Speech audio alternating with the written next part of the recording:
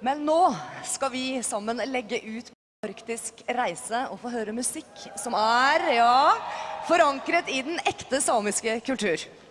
Gruppa Vajas, som betyr ekko, har på kort tid gjort seg bemerket både hjemme og i utlandet. De har akkurat nå kommet hjem fra en turné der de delte sin musikk med amerikanske indianere. Og dere vil nå få en følelse av magien her oppe i vinterland, med naturkrefter, farger og sjel. Og jeg er sikker på at hvis du følger ekstra godt med, så vil du få et glimt av nordlyset. Her Vajas med Sacred Stone.